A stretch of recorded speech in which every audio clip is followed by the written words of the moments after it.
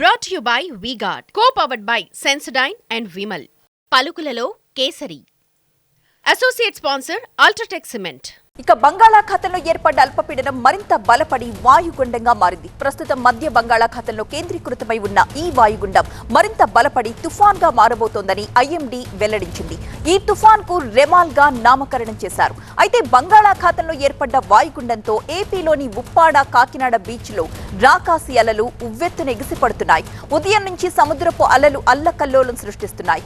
అలల తాకిడికి బీచ్ రోడ్డుకు గోడగా వేసిన రక్షణ రాళ్లు సైతం బ్రిడ్జ్ మీదకు చేరుకోవడంతో ప్రయాణికులు వణికిపోతున్న పరిస్థితి. మరొకవైపు తీవ్ర అల్పపీడనంగా మారింది అన్న అధికారుల సమాచారంతో తీర ప్రాంతంలోని గ్రామస్తులు ఆందోళనలో ఉన్నారు. అయితే ఈ రెమాల్ తుఫాన్ ఎఫెక్ట్ ఉత్తర ఒడిశా తీర ప్రాంతాలపై ఉంటుందంటున్నారు వాతావరణ శాఖ అధికారులు. ఈ నెల 26, 27 తేదీల్లో పశ్చిమ బెంగాల్లోని తీర ప్రాంత జిల్లాల్లో భారీ నుంచి అతి భారీ వర్షాలు కురుస్తాయని కూడా చెబుతున్నారు. అయితే ఉప్పాడ పరిసర ప్రాంతాల్లో మబ్బులు కమ్ముకోవడం, అలలు ఎగిసిపడుతూ ఉండడం చూస్తుంటే ఏపీకి కూడా రెమాల్ ఎఫెక్ట్ ఉందా అన్న అనుమానాలు తలెత్తుతున్నాయి. ఒకవేళ ఉంటే దాని తీవ్రత ఏ విధంగా ఉండబోతోందో దానికి సంబంధించిన ఫుల్ డీటెయిల్స్ మా ప్రతినిధి క్రాంతి లైవ్ లో అందిస్తారు. క్రాంతి,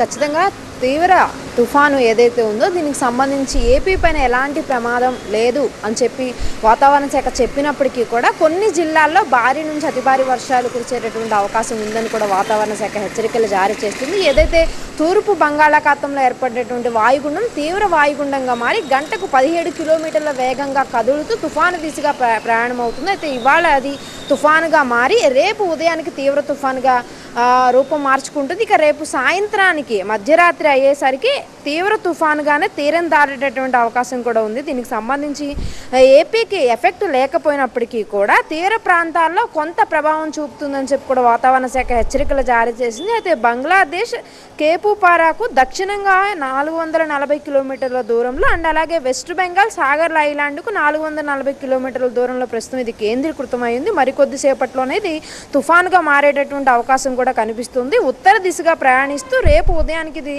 తుఫానుగా బలపడి తీవ్ర తుఫానుగా తీరం దాటుతుంది రేపు అర్ధరాత్రికి. అయితే తీరం దాటే సమయంలో గంటకు 110 నుంచి 120 కిలోమీటర్ల వేగంతో ఈదురుగాలులు వీచేటటువంటి అవకాశం కూడా ఉంది. ఇక అత్యధికంగా 135 కిలోమీటర్ల వేగంతో ఈదురుగాలులు వీచేటటువంటి అవకాశం ఉందని వాతావరణ శాఖ హెచ్చరికలు జారీ చేసింది. 27వ తేదీ వరకు కూడా సముద్రంలో వేటకు వెళ్ళొద్దని చెప్పి కూడా తుఫాను హెచ్చరికల కేంద్రం నుంచి కూడా ఇప్పటికే ఆదేశాలు రావడం జరిగింది. మరోపక్క కేరళ పరిసర ప్రాంతాల్లో ఉన్నటువంటి ఆవర్తనం ప్రభావంతో రాష్ట్రంలో అక్కడక్కడ భారీ వర్షాలు పడేటటువంటి అవకాశం ఉందని కూడా వాతావరణ శాఖ హెచ్చరికలు జారీ చేసింది. ప్రజెంట్ మనం వెదర్ చూస్తున్నాము. మొత్తం ఏపీ వ్యాప్తంగా కూడా మబ్బులు కమ్మేసి చాలా చోట్ల భారీ వర్షాలు పడుతున్నటువంటి పరిస్థితి కనిపిస్తోంది. విజయవాడలో కూడా ఉదయం నుంచి నాన్ స్టాప్గా వర్షం కురుస్తూనే ఉంది. ఇక ఇవాళ ఎంటైర్ ఏపీలో శ్రీకాకుళం, విజయనగరం, విశాఖపట్నంతో పాటు అల్లూరి సీతారామరాజు, అనకాపల్లి, కాకినాడ జిల్లాల్లో అక్కడక్కడ మోస్తరు వర్షాలతో పాటు భారీ వర్షాలు కురిచేటటువంటి అవకాశం ఉంది. అండ్ అలాగే మిగిలిన జిల్లాల్లో కూడా అక్కడక్కడ తేలికపాటి నుంచి మోస్తరు వర్షాలు కురిచేటటువంటి అవకాశం కూడా ఉంది. కాబట్టి దీనికి సంబంధించి అప్రమత్తంగా ఉండాలని చెప్పి డిజాస్టర్ మేనేజ్మెంట్ కూడా హెచ్చరికలు జారీ చేసింది.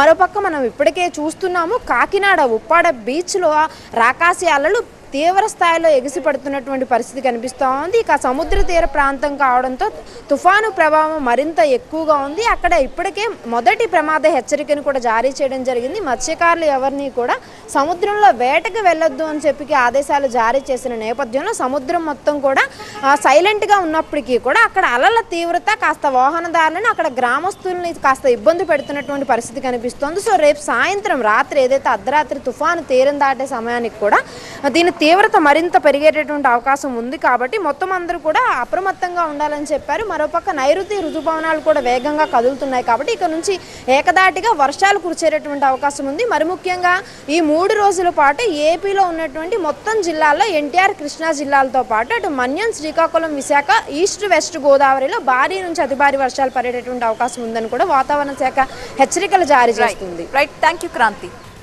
Brought to you by V-Guard, co-powered by Sensodyne and Vimal. పలుకులలో Kesari. Associate sponsor Ultratech Cement.